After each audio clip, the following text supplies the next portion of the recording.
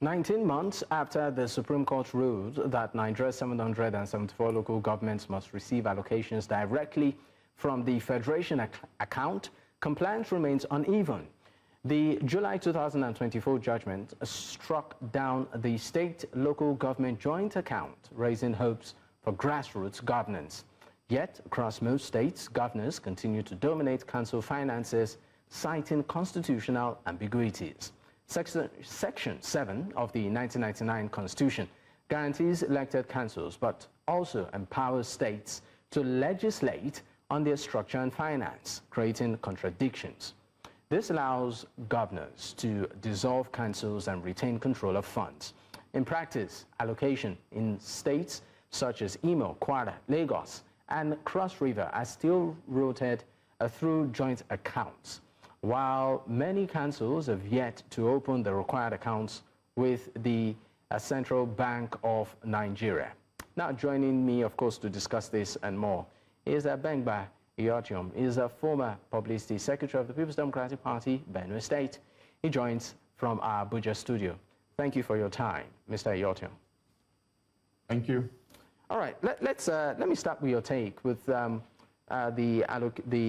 course, local government autonomy, the Supreme Court ruling, and right now the issue of compliance, which seems to be prevalent amongst many states.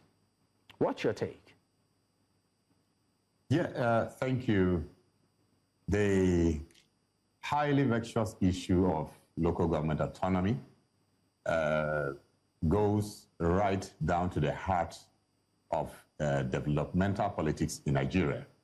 Now, the call recently made by President Bola Ahmed Tinubu that governors of the various states in the country should abide by the ruling of the Supreme Court is one call that requires bipartisan support. And I mean that it is not a call that should be looked at through the narrowed prisms of politics at all. Because currently in this country, almost every problem that we are going through as a people has a solution rooted to some extent in local government autonomy. Granting financial autonomy to the local government councils in Nigeria will address issues of insecurity, it will address issues of underdevelopment, it will address issues of unemployment, it will address issues of capacity utilization in various forms, various sectors of the economy. So it is a call that all well-meaning Nigerians should join in lifting up, in propagating, and supporting, across board. The local government system is the most important. If you look at the structuring of the Nigerian Federation, which is three-tiered, you have the federal, you have the state, and you have the local government tier of governmental administration. It is the closest to the people. Whatever it is that you have to distill to the Nigerian populace permeates all the way right down to the grassroots, which is essentially where we have the local governments. The history of the local government administration, that particular tier of government is as old as Nigeria itself. We have, through the various constitutional stages of this country, the Clifford Constitution of 1922, the Richards Constitution of 1946, the Littleton Constitution of 1954, and the Post-Independence Constitution of 1963. All of them have one form or the other of local government administration embedded in it. We had the relationship all through the stages of local administrations having direct relationship with the central government. All right. I'm going to come back. Yeah. I'm going to come back to you, Mr. Iortyom. I know that you've highlighted a couple of issues here, but I would like to bring into the conversation Honorable Mohammed Tajo Othman is, of course, the Commissioner for Local Government and Chieftaincy Affairs in Kano State. It's great to have you, sir. Thank you very much. All right, let me start by asking, in Kano State, for instance, I mean, is it on good authority? Have the local governments there, have they started, are you aware if they've started getting their allocations directly? I don't think any local government have started getting their allocations directly.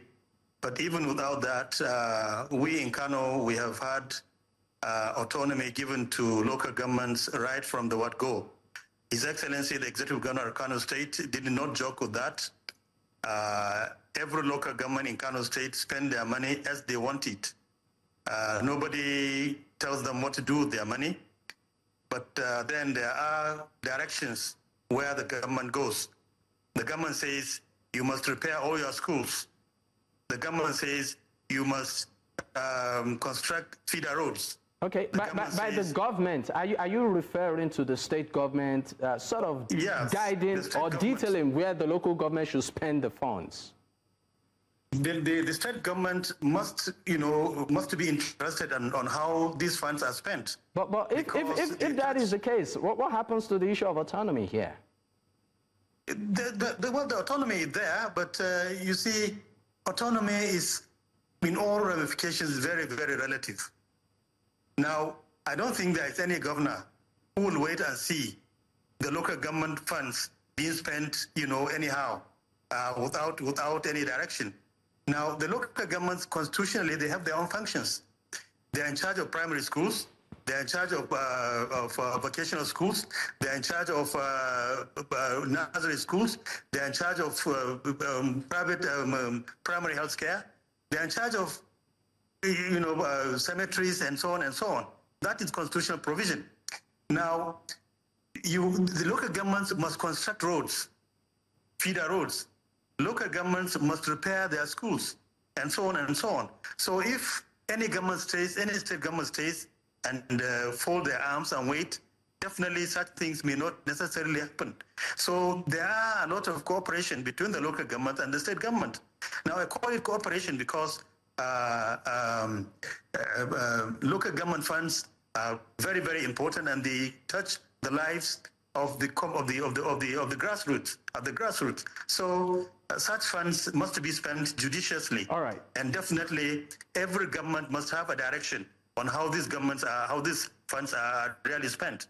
All right, Honorable Commissioner, we'll go on a quick break. Yes. When we return, we'll definitely dig a bit deeper on this conversation. Stay with us, we'll be right back.